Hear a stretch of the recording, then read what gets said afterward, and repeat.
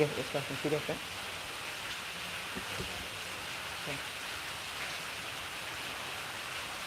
People commenting already. Ready to go?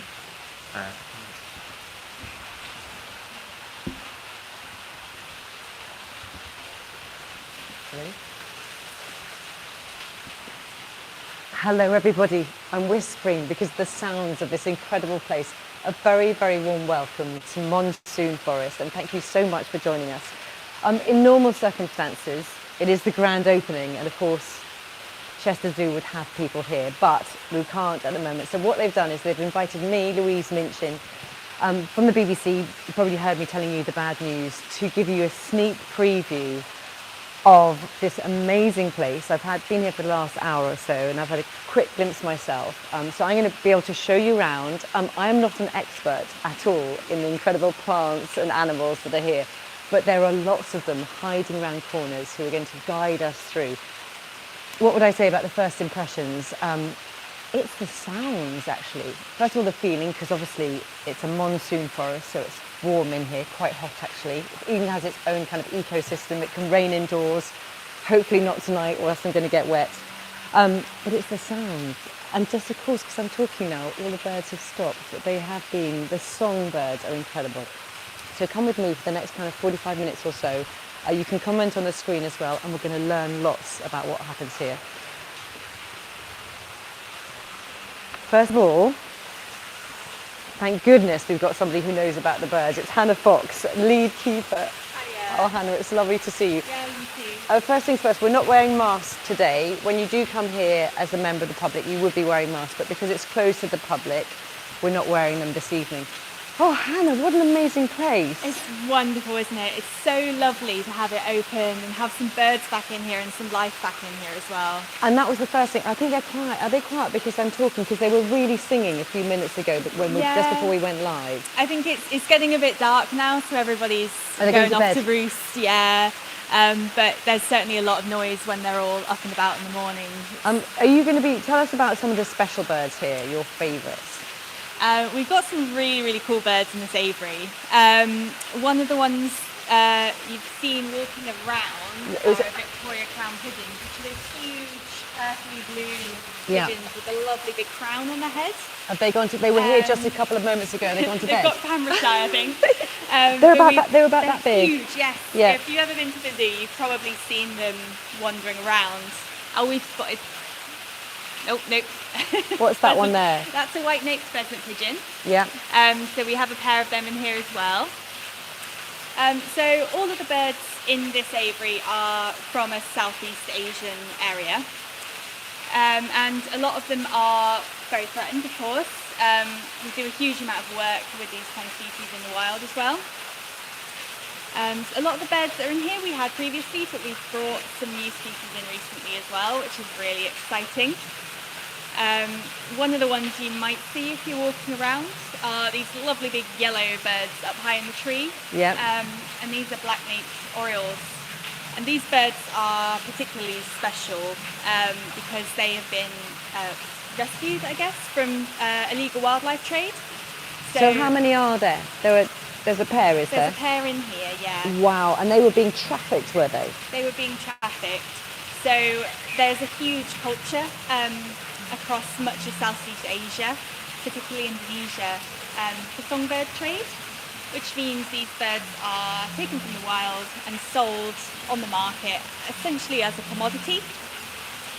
It's a huge, huge problem, and it's causing mass wipeouts of many species. So anything that we can do to kind of raise awareness of that by showcasing these birds is really important. And there's so many little ones. What should people especially look out for? Those two particularly. What else should they be looking out for? Particularly, I think the prettiest bird we have in here is our black-browed barbet. You don't see him very often. He's another bird that was rescued from illegal trade and is now living out his days here.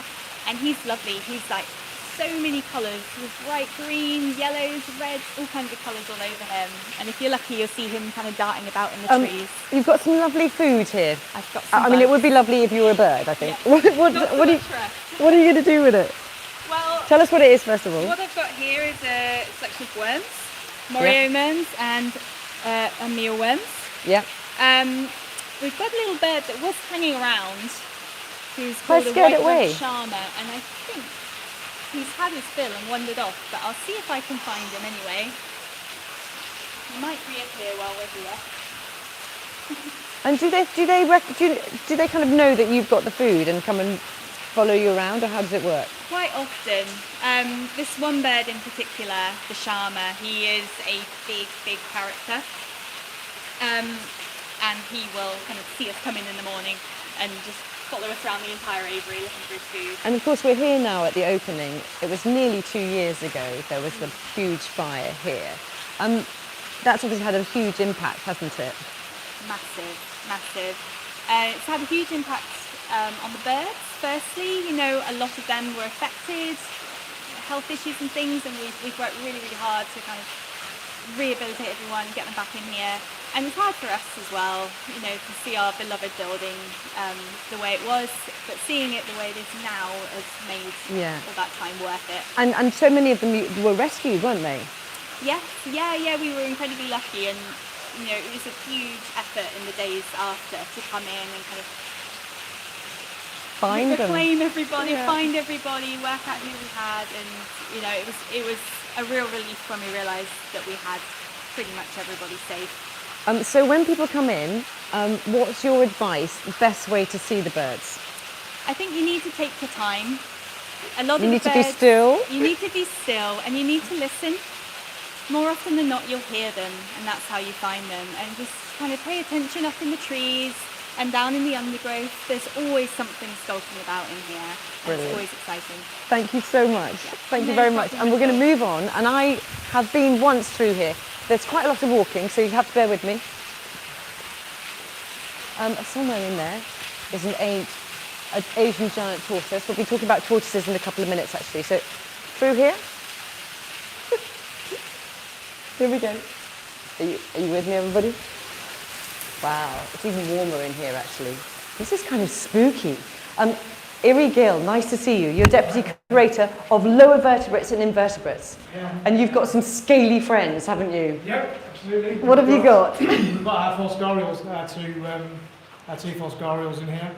They're known as Frank and Frankie, but we believe they're Frankie and Frankie now. So they were, when they arrived, Frank and Frankie. That's right. But you think they're two girls, do you? Yeah, we've spent a lot of time with them, looking at their behaviours and in their personalities. We think they're definitely females. Are they? Size, their age. We've been obviously How do you digging a tell little by bit deeper. personality? They bicker a lot between them, it seems to be quite equal actually between the two of them. Yeah. Whereas we'd expect a male to do a lot more of the chasing, a lot more of the kind of dominant posturing, and their size, males obviously Much bigger, would much they be? bigger animals, stuck in 5 meters. I don't know if you can see this at home, but she's sitting there with her sort of very still, isn't she, with her mouth open? Is she waiting for something to eat? She's got her mouth open slightly because the other one's just sat below her. Oh, yes, So just below me, thanks to Yeah, Terry. the positioning of the mouth and the subtle interactions. Oh, really? Communicating to each other, yeah. So she's actually moved from where she was and come further out, and this one's come further in. So it's sort of territory marking, is it? To a degree, yeah. Yeah. They bicker, but I think they do. I think there's a hidden love there somewhere. Sisterly. So tell me about, they managed to stay here, didn't they, during the restoration and everything? Yeah, so these are one of this enclosure, everything in this enclosure, so the crocodilians, the 2 species of turtle and the fish, we don't have anywhere else to move them. And actually, so what we had to do is create an environment within here, so putting a temporary roof on top of this enclosure to maintain the right temperatures, light levels, right, for them to be okay. And yes, they've been here since the whole restoration part. So our keepers have been really quite tentative in terms of making sure they've got everything they need through the whole process, really. And I love the way that you can see in the water as well. So what else is in the water here? Have you got turtles So as we've well? got 2 species of turtle. Yeah. We've got the painted terrapin. Can you see them? There's one in the distance there, you can just there? see. They've tucked themselves away for the evening, I think. And then the much larger Malayan pond turtle in there too. And then we've got 6 species of fish Right. which really There's some tiny little ones. I yeah, can see. they're all breeding in here. They're all doing really well, and they create this movement. I mean, the crocodilians and the turtles are quite sedentary at times, Yeah. but the fish just bring the enclosure alive. I've got some questions. Thank you very much, by the way, everybody who sent questions in to us. Bethany from Chorlton would like to know how much one of the crocs eats in a month. In a month. So we have an enrichment and training program for our crocs. So they get little and often, and then every now and again they get a larger item. Or is that like a special treat? Is that Christmas or? It's more of a bulk feed, so it's like so probably once a month we probably give them something like a rabbit or a chicken or something like that. Yeah. But weekly we give them fish, Okay. and that's tied into our enrichment and training program. And what's been done to protect them in the wild? They're a tricky species to work with in the wild because of the habitat they come from. It's peat swamps and freshwater swamps. It's really difficult to navigate your way through and survey the species. So we need to do a lot more ecological studies and distribution within their range to understand the kind of threats they're under, which are things like logging, plantation development and fires. And which is your favourite of the Frankies? This one particularly, she's a little bit more cooperative when we look at doing our kind of enrichment and our training. The other Frankies, we're working on her. Oh, So, okay. yeah, we're building a relationship still. So. How long has she been here then? They predate me, so I think they've both been here 5 years now. I love the way you put it as an enrichment. I'm going to have to leave you. Thank you so much. They are absolutely wonderful. Thanks. And brilliant to see all the fish as well. You can see just under there. Look at that. Absolutely fantastic. Right, on we go. Come with me, everybody. Oh, gosh. Just on my left here is a beautiful bird. I wish Hannah was with me. I'm just going to go a little bit of a close-up on that. Look at that. And that's what's lovely about here. You just suddenly come around a corner and see another species. And then go a little bit quietly. Is that lovely? Round we go. We're going to talk about the plants in a minute, actually, because there's something like 2,600 plant varieties, I think. I think you can see the crocodiles from there as well. Here we go. Of course, have you been to the zoo before? You'll be quite used to those kind of curtains, won't you? Because it means that the birds can't go from one place to another, so we have to be careful that they're close. Oh gosh, look at this, another view of this beautiful bird. I think I'll let you go past so you can see it home.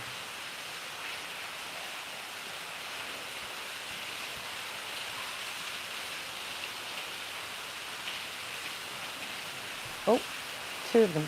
Goodness me. I sort of feel like I'm in the way here. Phil Essene, curator of Botany and Horticulture. Hi. Do you know the name of these birds? The big ones? Yes. The Victoria Crown pigeons. They are I didn't want to say because I'm not an expert and I'd Not lost mine. Hannah. But, I mean, so many impressive things when you walk in here, and of course, you know, the beautiful plants. You know all about them. How many different species are there? We've got about 100 different species, just over 2,600 individual plants. Wow. And that's ranging from big trees to shrubs to ground cover to climbers and things like that. So we try to kind of recreate the diversity that you get in a And you've rainforest. got a very special plant to show me, haven't you? Yeah, I Which have indeed. actually, hopefully you'll be able to see it close up in a minute. Yeah. I So mean, this- for starters, it doesn't look real. No, it doesn't, does it? But it is. Yeah. This is actually a pitcher plant, or Nepenthes, and we've got the national collection of these, so we've got about 120 different species, so it's an international collection, international importance. Yeah. These are carnivorous plants, so they live in places where the soil's very poor and they can't get enough nutrients from it. So they So- eat meat, essentially, or Yeah, things, live things, Yeah. animals, insects. Insects, yeah, ants, Right. bees, wasps, things like that. And they have these fantastic pitchers. So these are like an extension of the leaf, and the leaf grows these, and then whatever insects land on there. This is quite slippery, this peristome it's called, and they'll slip down into that and get digested and... What, digested at the bottom and then sort of fed back in yeah, again? that's right, and then it gets reabsorbed into the plant. So yeah, cool. A lot of very endangered species of this. Right. So some critically endangered. So as I say, we've got a huge number of them, and there are some around Monsoon Forest as well. So visitors can go and try and find them when they're visiting. I've got a lovely question here from Graham from Saddlework, who wants to know, how do you choose the type of plants to go with the animals? Because it's a huge project, isn't it? And it's all about presumably biodiversity, is it? Yeah. So I suppose firstly it's trying to get that structure I was talking about in the rainforest. Secondly, it's making sure that there's nothing there that's going to be poisonous to any of the animals, nothing that's toxic. Right. Trying to get things that the animals can interact with. So this is the free flight area. So, obviously the birds can use the trees for perching, for roosting, for nesting. A lot of them are fruiting trees as well, lots of tropical figs. So, they can use the fruits when they can graze on that. And obviously, this was all destroyed, all the plants, wasn't it? So how long have they been here, and have you already noticed the sort of growth going on? Yeah, so they've been planted about two to 3 months now, and the growth's been phenomenal actually, really good, because we sort of, from last time, we learned some lessons. Right. So we've been able to change the heating and the humidity and the watering, and we've changed the soil as well. So, although the fire was a tragedy, we've been able to pick up some tips and learn from some of the... what I love about this, because it will change, won't it, over the months and years? Yeah, definitely. So it's very young at the moment. Obviously, it's only just been planted, and hopefully in another 2 or 3 years, the plants will be getting up near to the roof, which will be a whole lot of problems to try and maintain it.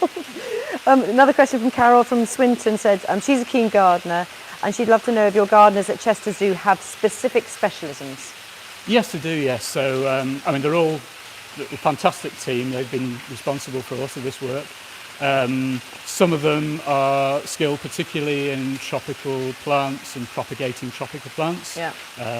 We've got 5 national collections, so we have specialists who look after each of those. So we've got a specialist who looks after the nepenthes, another for the orchids, another cacti, and then we've got specialists who look after trees and things like that. So yeah, although they're all very grounded generalists as well, we have specialists. Yeah. Oh, it's lovely to see you. Thank you very much indeed. Right, we're going to move on.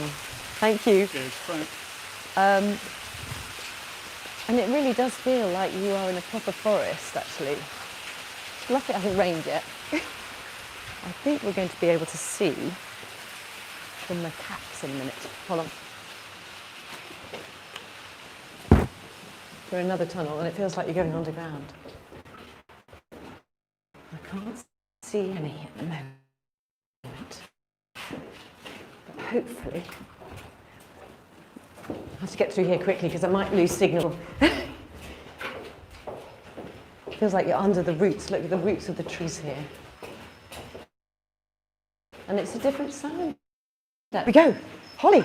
Hello, Holly. Are you all right? How are you? Holly Webb is in primates, aren't you? Hello, Holly. Lovely to see you. Nice to meet you. Who have we got here? So we have our group of silhouetted macaques. So we have 16 animals in here altogether. So we have our dominant male, he's just up there being groomed by one of the females, that's Mamasa. So he is the dad to pretty much all the youngsters in here.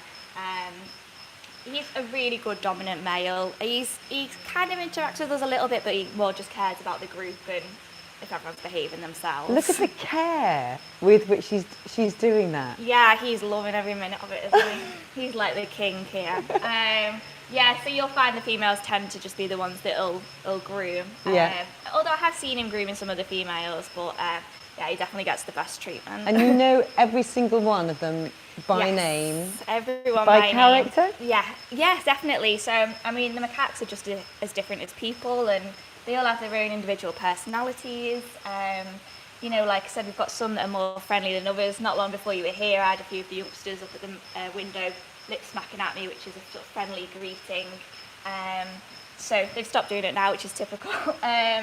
But yeah, they get to know you and your face, and it's really important to know their personalities and who they are, because obviously that's how we tell if there's something wrong with the individuals. So and if we have to medicate them or anything like that, we have to make sure we get the right one. So it's Yeah. really important. But yeah, once you know them, they look as different as people. But when you first see them, you're just like, they all look the same. And it's really important, isn't it, that you look after these macaques? They come from Sulawesi and they are endangered, aren't they? They are there, so they're critically endangered. Unfortunately, they face a lot of the a lot of the threats that a lot of animals seem to be facing, and loss of habitat, so deforestation,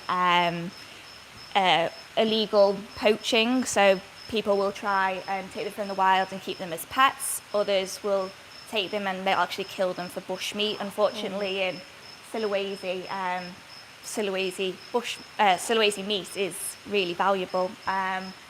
So unfortunately, they get killed for that as well. So their numbers are very much declining. I think we're at about less than 5,000 in the wild now.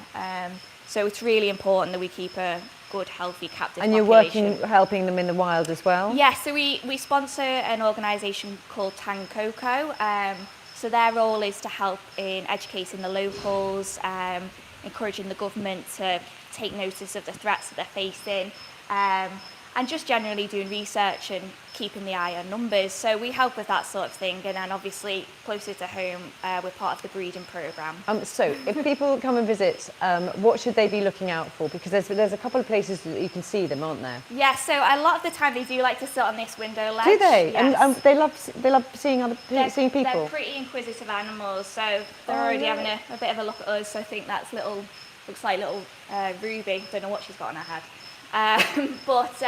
Yeah, they're really interested in people, so you'll often find them sitting up at the window here, having a good look at the people, what's going on, Steve. Having a good look at Steve's camera now. So yeah, I think that's probably one of the things to definitely look out for. And we do have 3 quite young animals in here that are often interacting with each other, playing. It's quite amusing. And that's okay for people to be up close and that close with them? Yeah, They so like obviously it, we don't want people to bang on the glass or anything like that. I wanted to know exactly that. Yeah, and we don't like people to copy their behaviours, because sometimes what they think might be a friendly sort of gesture can actually mean something completely different. So it's obviously nice for people to watch them, but just watch them and let them get on with What their they're normal doing. life and their day. But they will come up and have a look and take an interest in people for sure. Rachel from Widnes has asked, are Sulawesi macaques your favourite primate? Oh, that's like asking me to pick my favourite child. I do have a soft spot for them. I thought you might say that. I can't lie, just because, as you can see, they're such personalities. Yeah. I've worked with these guys now for about 6 years. So yeah, I do love them. It's okay. I need to be political and say I don't have a favourite, but yeah, they are. And do you have they're a up there. favourite one of them? I shouldn't ask you that, should I? There's a one in here called Ray, and she's beautiful. Oh, listen, That's all I'll say. It's lovely to see you so passionate. Thank you very much indeed. Thank you. And it's lovely to see them as well. And I think you just got to walk so slowly, haven't you? And see anywhere you look around. I think, here you go. What really strikes me here is you've got to be still, haven't you? You've got to walk slowly. And there you can see, look, another lizard there. I think it's a forest dragon.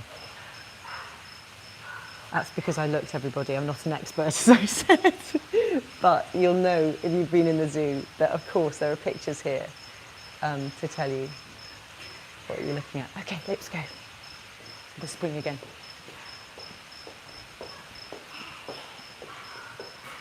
So we're going to find, in the next couple of minutes or so, we're going to find out a little bit more about what happened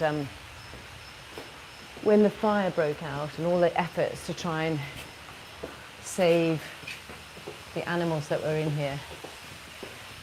And also, very much thank you as well in a second to all the firefighters who came and worked so hard. Yeah. It's a little bit dark. And I love this part of the Monsoon Forest because you get the waterfall and you get a really lovely view from the balcony. And here to meet me is Jamie Kristen, Chief Operating Officer. Jamie.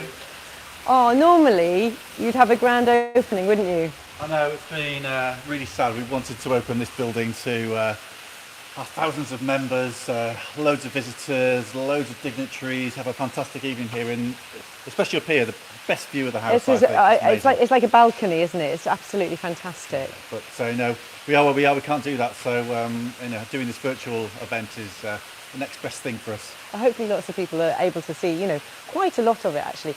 So tell us about, you were here, weren't you, when the fire broke out? Yeah, I was on call that weekend. It was a really cold, wet Saturday in December. I only live a few miles away in Hull, in Chester. So I was here within 5 or 10 minutes, and I managed the crisis management team actually at the other side of the zoo in our specialist control room, making sure that the teams were dealing with the public, making sure the public was safe, our staff were safe, and our animals were safe. And there was a team actually in and around the zoo, in and around this building, working with Cheshire Fire and Rescue. It was a pretty terrible day for all of us, really. It was, you know, my heart was pounding when I came to the zoo, wondering what had happened, wondering whether the building would survive, whether we had any injuries. But luckily, you know, we managed to save all the primates here in this building. We had no injuries from staff or the public, and our friends at Cheshire Fire and Rescue really did help us. Tell us about them, because I know lots of them are watching. Yeah, Cheshire Fire and Rescue team have been absolutely fantastic. From the day this happened and been helping us ever since. We had over 100 firefighters, 15 fire engines from 3 different counties helping us here at one particular point, and my heart goes out to all those people that came and helped us here that day, as well as everyone that then helped us with the fundraising, all the donations that came in, and all our members, 123,000 members who have supported us all the way through this rebuild. It's been absolutely fantastic. And also the team here at the zoo are dedicated keeping staff who have looked after all these animals in their temporary homes around the zoo and then relocated them back here into this building, and our project team as well. Yeah, and it's been, I mean, it's you know, an enormous job to do it. And what's it like for you standing here overlooking this balcony? It's going to be open at the weekend. I think it's bigger and better than it ever was before. The planting, I know you were talking to Phil a little bit earlier, the planting is absolutely fantastic. It's been pretty tough for us during this pandemic to be able to get some of the work done, and these plants that you see around you came from overseas, and so there was a period of time when we couldn't get them here to the zoo, and we didn't have enough contractors here working at the zoo, so the team have worked really hard. But I think it's absolutely fantastic. You're going to see some new features in here, so it's actually going to rain. I know, I'm hoping it's not going to rain tonight. Hopefully not tonight, not tonight. But lots of new plants, lots of new species coming into here. We've got over 70 different species in this building. It really is the jewel in the crown of Chester Zoo, and I'm so pleased it's going to open again on Saturday. What's your favourite bit? My favourite bit is stood here. Yeah, it's really, I mean, I was really lucky because I was here a couple of weeks ago and interviewed Sir David Attenborough from here, and it's an amazing view. Yeah. And I'm so lucky doing the job that I do that I can stand here when the zoo's closed and look out over this balcony and see this amazing vista, and I'm so proud of the whole building, really. And there is so much to see for people, isn't there? So they should sort of you need to take your time in here, don't you? Yeah, absolutely. You know, we will have some COVID restrictions in here, so there's only a certain amount of people that we can get into this building to make sure it is COVID safe. But we'll have plenty of staff around helping all our visitors as they come into the building. There's loads of interpretation around the building, letting people know what sorts of plants and animals are here. Yeah. But yeah, this could be a building you could spend hours in. Absolutely. Thank you so much, and thank you for inviting me and letting everybody at home have a little preview of what they'll be able to see. Thank you. Right, on we go. We're going to look at insects and reptiles now. Got to work out how these doors go. Hello, everybody. We're live. In we go. Gerardo Garcia, Dr. Gerardo Garcia, nice to see you. Thank you so much. You are, I know, absolutely passionate about insects and reptiles. What have you got for us? Well, we have it in this area, which is Tripper Forest. Tripper Forest? Tripper Forest. Okay. That will be a representation, a sample of what it will be if you go to a campsite in South Asia. And what species you identify. What you needed to dedicate it is a bit more about focusing about the different areas, from canopy to waterfalls, springs. And here is some of the representation. This is the beginning of. I immediately see, I mean, I'm not an expert, I can see a lizard in there though, exactly. Can I? You have a skink. Was it skink?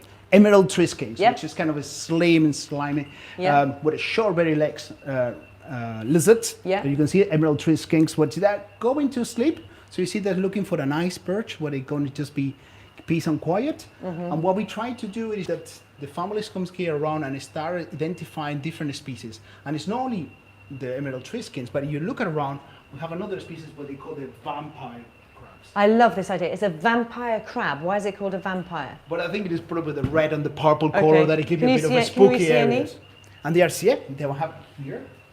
They are at the moment. Oh, it's because it's the way they look then, yeah? Yeah. I think I can see one there. See one there. Yeah. And we have another one there on the leaves that is moving around. And they, what do? They eat the Another one vegetation there. and... They're kind of the cleaners. They live on the leaf litter. They go over in the waterfalls. Obviously, they need a bit of humidity. Yeah. These animals, but it just is going to feed on all different detritus. We'll go for the small insect as well, and it will for eggs as well. But the idea is that how diverse is a habitat and how much time you needed to start dedicating to put attention on the different aspects of these areas. There's, you have the primates here, and then you've got the tiny things. What else do you want to show me or show people as well? Overall, we have more than 20 species. Yep. But now you can probably hear. I can hear something. Is the cinnamon frog. Is that what you can hear? That little tiny little frog that you have there. Let's just be quiet. Let's be quiet so people can hear it. Now you see the males that is just calling. Again, it's an animal that needed a lot of humidity, needed to have a humid rainforest, and they needed water systems. Obviously, they lay eggs in the small hollows. So now the males obviously they're exposing, calling the attention, and having obviously leaf insect as well, which they rely completely on camouflage, and this is they will move like the wind. The movement of the animal will be like the wind.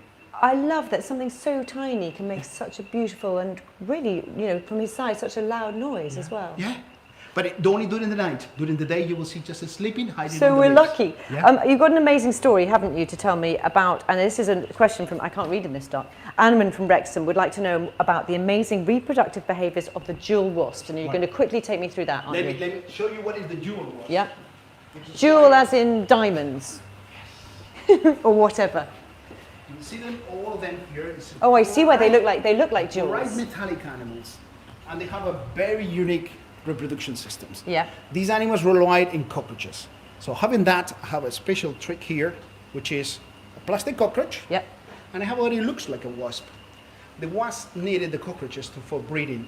So what it needed to do, obviously, the cockroaches would be too strong to really approach it to the wasp. Yeah. So what it has to do first is immobilize. So it's going to create a zombie cockroach. A zombie cockroach. A zombie cockroach. So you've got vampire crabs and zombie cockroaches. Yeah, we have the whole Halloween here. You get it around the wasp and it just fly around, identify the cockroach, sting on the abdomen, paralyze the front legs, where it will be very dangerous for the wasp.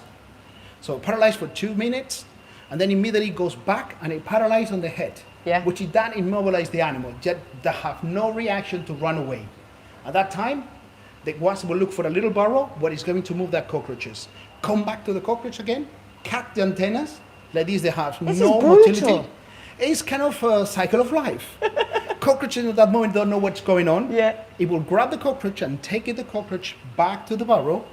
They put it there, it will lay one egg outside. These eggs after 2-3 days will hatch. And the challenge of the larvae that it has to feed on the cockroach without dying. So it creates a zombie. It will live inside the cockroach for a month and a half, 2.5 months, and then suddenly it will emerge another wasp and it will come out from the burrow. I know you clearly love this, but this might give me nightmares. It's lovely. And it's the detail, isn't it? Twisted life and how complicated is nature. Yeah. And then you have it only that cockroaches. And it will identify like one specific cockroaches. Not every single cockroach, just one in a special. Thank you very much for telling me about the jewel wasps. Thank you, Gerardo. Lovely to meet you. And of course, I mentioned, didn't I, the orangutans. I'm going to try and find some. I think, hopefully, they're over here. Hello, Emily Lake. Hello, Emily. Oh, wow. Yes, I'm just going to stand back, to be honest with you. Tell us what's going on. So we've got a lovely little family portrait going on here at the moment. So we actually have Subis, is the adult female that you can see in the hammock over there. And she's got her little baby boy with her Aga. And he's about 11 months old at the moment. He's not even a year old. And then right next to them at the moment is Tuti. Now Tuti is Subis's 8-year-old daughter. So Tuti's learning everything she can from her mum about how to look after a baby, but also being a bit naughty at the same time. Oh, it's the sweetest thing. And then just this little tuft of fur that you can see sticking up over there, that is Siska, so that is Subis's 5-year-old daughter. So that is all of Subis's offspring in the one kind of area, which is very normal for Sumatran orangutans. They live in family groups. And where's Dad? Dad is just off on his own. Do you know what? I don't know if you can spot him, or we'll spot him in the next few minutes, but he is huge. He's spectacular, isn't he? Yeah, so he's got big dreadlocks. So the males grow really big, long hair. And he also has flanges as well, so big facial discs to make him look really big and strong so he can defend his territory in the rainforest. And how does he react with all the little ones, for example? I think he tolerates them. They're not big on paternal care, so he doesn't get too involved, but because he has a lot of kids around him, because Subis has a sister, Emma, who's 1 year younger than her, and she has a baby as well. Is that the new baby who's recently born? No, okay. So that was our Bornean orangutans. That's the other species of orangutan that we have in the collection. But Emma's baby is about 3 years old. So I say baby, but yeah, she's about 3. And so he's surrounded by his kids, so he kind of has to just tolerate them. Really. And when the fire happened, you were able to get them all out? Yes, so the keepers managed to coax them outside, and they kind of brought, you can see they like to have their Hessian sacks, which kind of replicate the big leaves that they would use in the rainforest. So they brought their Hessian sacks with them, which is quite a comforting thing for them. And the keepers were able to evacuate them from the building, really. And I know that the zoo is doing a lot about palm oil production, and yes. that's really key to their survival, isn't it, in the wild? Exactly right. So the major threat for these guys in the wild is the unsustainable production of palm oil. So palm oil is in 50% of the products that you buy from the supermarket. It's very useful. It's the most environmentally friendly vegetable oil that we have, as long as it's grown sustainably. So that means protecting the rainforest, protecting the habitat for these guys. And so that's things like forest corridors within plantations, looking after the animals that are living around, but also looking after the people as well that are working in those plantations. And they're so cute, they seem really curious. Yes, incredibly intelligent. Right. Possibly, well, I would say definitely the smartest primate we have at the zoo. Yeah. So one of the lovely stories from when these guys moved in, the first time to Monsoon Forest, was that they went round checking all the nuts and bolts to make sure. They will go around and check. They'll examine all the joinery. I've seen them doing it today. Yes. Exactly, so, looking at all the corners. Yes. Yep, and also, so now that they've moved back in, they're doing that all again, and they're examining all the planting as well. So they've discovered just around the corner that there's a banana tree that they can get at if they put their hands through. I saw them doing exactly that. They're shredding the banana leaf and eat it. Yeah, so I'm not going to be the one to tell the gardens team about that. Oh no, I saw. So just is it just on the right there? Yeah. Yeah, I saw them there. Yeah, so they've absolutely shredded it. So already. they're hugely intelligent. Do they know and recognise you? They definitely recognise the keepers. So right. the primate team that look after them, they have a really great relationship with them, because the keepers have to do a lot of one-on-one care with them as well. So for instance, pregnancy testing, these guys, they have to catch the wee to do all the pregnancy testing. And so they have to get quite close to the animals. So yeah, they have to have that trust there. Yeah, so Tuti's just putting herself to bed now, so she's having a last bit of a snack. Yeah. And then she's just gonna pop herself to bed. So these guys are pretty much the opposite to our cinnamon frogs. These guys are going to bed. Our cinnamon frogs are waking up. I think I'm going to leave you because I feel that we're intruding on her yes, sleep. It's bedtime. Oh, thank you so much. And you've got silvery gibbons here as well, haven't yes. you? Do you want to just run me past them? Because I think we're going to run out of time soon, everybody. Just show me where they are. They're just around here. And what are they like? So they're in this habitat just here. So yeah. Again, look at them. To bed already. Everybody's going to bed. You go and have a look. So this is our family group of silvery gibbons. So we've got Mum, Tuti, Dad, Alvin, son, Eco, and daughter, Rhea. So who gets all these names? I love them. So a lot of the animals, they get named wherever they're born. So we've been able to name Eco and Rhea, but Alvin and Tuti came came to us, or Tilu, sorry, came to us with their names. And tell me, so they'll just sleep like that? Will they perched as they are on the Yeah, branches? or in their hammocks. They have lots of options as to where they sleep. So, yeah, they'll just, they're very tight-knit, close family. So they would be this tight-knit in the wild as well. They would all stay together. So lots of cuddles. It's lovely to see their behaviour. Yeah, Emily, thank you very much. Thank you You're so welcome. much for that. So I think I'm going to leave here because honestly, everybody's going to bed and I feel that we should be quiet for them. Come with me, everybody. I think we're nearly at the exit now. Hello. Oh, it's been amazing. So with me now is Dr. Mark Pilgrim, Chief Executive Officer, CEO. Oh, Mark, this must be an amazing evening in some ways. Sad because you haven't got people here, but isn't it just fabulous? I mean, it's yeah. just fantastic. And, you know, I couldn't be more proud of actually the people who have put this together in 2 years. It's just incredible. So, yeah, absolutely. Couldn't be more proud tonight. And we're standing near the hornbills, and they're really kind of part of this whole story, aren't they? Tell us about them. No, I think absolutely. we've got one, is that the female one? That I'm actually not is the expert. female because she's got the blue eye. Right, And okay. the male who's behind us, you may see, he's got like a very blood red eye. Right. So, yeah, there's a very special story about these. So, actually, these were very close to the fire. They were actually hunkered down, and you know, keepers did a fantastic job to come in and get them out. And we moved them to off-show facilities. And while they were off-show in sort of back-of-house facilities, they actually produced 2 chicks, which is fantastic because hornbills are long-lived birds, so they live a very long time and they breed very slowly. So they're not like, you know, robins in our back garden that produce lots of chicks every year.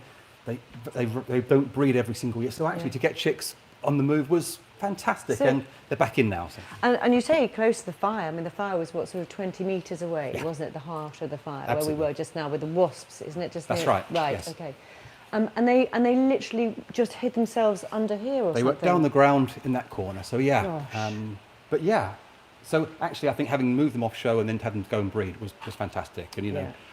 we have to say that there was a whole number of people on the day who were incredibly involved in that, and keepers who came in and actually, you know, did a marvellous job. I was actually in Madagascar on the time doing field work. Yeah. And I have to say, I was getting sort of trying to get a connection to the internet so that I could actually find out what was going on. It's probably the worst 2 hours of my life, very stressful. But everybody here on the day and since then, it's just been amazing. And you've had support from well, so many people, from the firefighters on the day to the members and the people who've donated as well. I mean, it's been a huge community effort, hasn't it? It is, and you know, it's really heartwarming because even on the day of the fire, we had people phoning up trying to donate money to help us, you know. And Even and it's on the been- day? Even on the day. I mean, it's actually overwhelming. And Yeah. of course we were insured. So what that meant was, I mean, actually it brought in, you know, £250,000 of donations from local people. It's just fantastic. And we were able to use that money actually to do real conservation work, both here in the zoo and in Southeast Asia. So it's really a Yeah. cloud out of a silver lining out of a really dark cloud. And you know, it's lovely to be. I mean, I feel very privileged to be here, but you know, it's clearly an emotional moment as well, isn't it? Because it's opening this weekend, and Absolutely. you know, it must be a great relief to you all that can happen, especially in these times.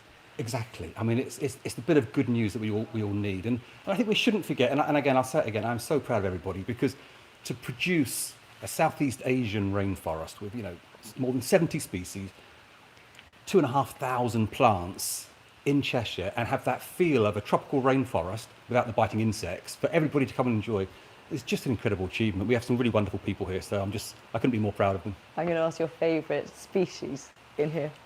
Well, my favourite species is difficult, but I had to say my favourite view from here is from the back. top, looking across the aviary, and you've got that beautiful. You know, I'm very lucky. I get to see lots of tropical rainforests, and that view is just stunning for anywhere in the world. So just a real pleasure that people in Cheshire and locally can come and enjoy that. Oh well, listen. Thank you very much for inviting me, Mark. It's been an absolute pleasure to see this, and I'm just going to walk out quietly and take a last look at that beautiful hornbill, who's just preening herself there. So I hope you've enjoyed this at home. I think I'm going to end it there because it's clear that everybody here is pretty much going to sleep. It does open, Monsoon Forest, of course, opens this Saturday, the 24th. Members still have to book. Apparently there is plenty of availability. A huge thank you to everybody who's been involved in this huge project. And it does genuinely feel very special to be here. Do come, do have a look. And thank you very much, everybody, for watching. Good night.